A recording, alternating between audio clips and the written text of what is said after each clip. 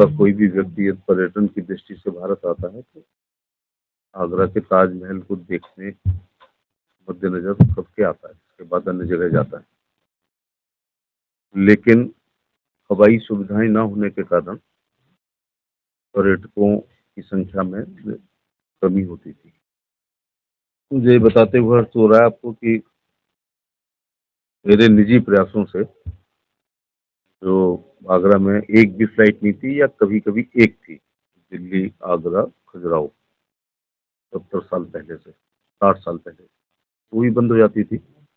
आज आगरा जुड़ा है, आगरा भोपाल, आगरा लखनऊ, आगरा मुंबई, आगरा बेंगलुरु, आगरा अहमदाबाद और आगरा जयपुर। आज जिस विषय के लिए आपको याद किया है, उसके होने के बाद मुझे लगता है कि विश्व के तमाम देशों से और भारत के विभिन्न शहरों से आगरा के लिए फ्लाइटों की संख्या उतनी ही हो जाएगी जितनी बड़े शहरों में होती है। ये रुकने का कारण यह था कि एयरफोर्स का हमारा हवाई अड्डा है। एयरफोर्स अपनी सुरक्षा मापदंडों से कभी समझौता नहीं करती है, तो यात्रियों को सैकड़ों टाइप की परेशानी हुआ करती थी, पैदल चलना होता था, तमाम कष्टें होती थी। तो एक अलग सिविल टर्मिनल, अलग मांग होती थी। तो अब एयरफोर्स के किसी भी गेट से हमें जाने की जरूरत ही नहीं है। जो धनौली मार्ग है, वहाँ सिविल टर्मिनल बनेगा। इस विषय में एनवायरनमेंट की क्लियरेंस लगभग सभी बड़े कामों में एक बाधक होती है। मुझे बताते हुए खुशी हो रही है कि पर्यावरण मंत्री श्री भूपेंद्र यादव को मैंने 18 जुलाई 2023 को जो आपको प्रेषित किया, एक पत्र लिखा था। मेरे संसदीय निर्वाचन क्षेत्र आगरा में स्थित आगरा हवाई अड्डे के नए टर्मिनल भवन के निर्माण के संबंध में आपको अवगत कराना है कि आगरा हवाई अड्डे के वर्तमान टर्मिनल की लोकेशन इस प्रकार है कि किसी भी यात्री को हवाई अड्डा पहुंचने के लिए वायुसेना के प्रवेश द्वार से ही गुजरना पड़ता है। वायुसेना के सुरक्षा संबंधी सख्त प्रोटोकॉल के कारण यात्रियों द्वारा हवाई अड्डा कर्मियों को अनेक असुविधाओं का सामना करना पड़ता है। इस कारण से कई एयरलाइंस ऑपरेटर आगरा हवाई अड्डा से प्रचालन करने में दिलचस्पी ही नहीं रखते थे। उपरोक्त कठिनाइयों के मद्देनजर आगरा हवाई अड्डे के लिए नए टर्मिनल भवन हेतु राज्य सरकार भूमि अधिकृत कर ली गई है तथा शीघ्र ही निर्माण कार्य प्रारंभ होने की संभावना है।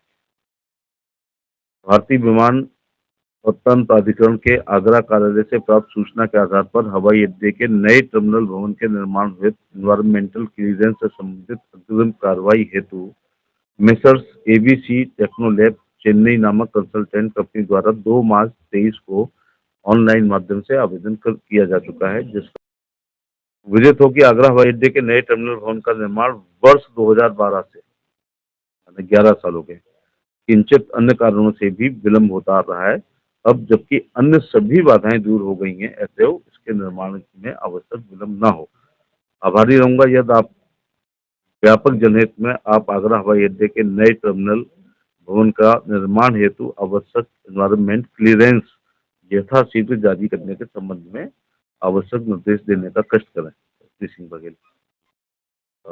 कल मैं एनवायरमेंट ऑफिस गया था, मंत्रालय गया था, तो माननीय भूपेंद्र यादव जी ने पत्र मुझे दिया है। प्रिय प्रोफेसर एसपी सिंह बघेल जी, कृपया आगरा हवाई अड्डा आगरा उत्तर प्रदेश के लिए नए टर्मिनल भवन के निर्माण हेतु पर्यावरण मंजूरी के संबंध में अपने पत्र दिनांक 18 जुलाई 23 के अभ्यावेदन का संदर्भ लें।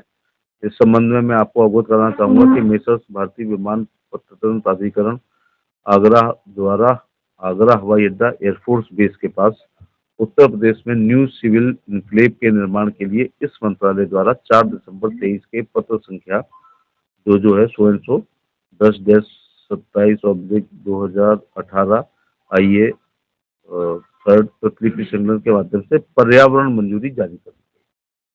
तो वो डिटेल में कई पन्नों की आपको दी जाती है।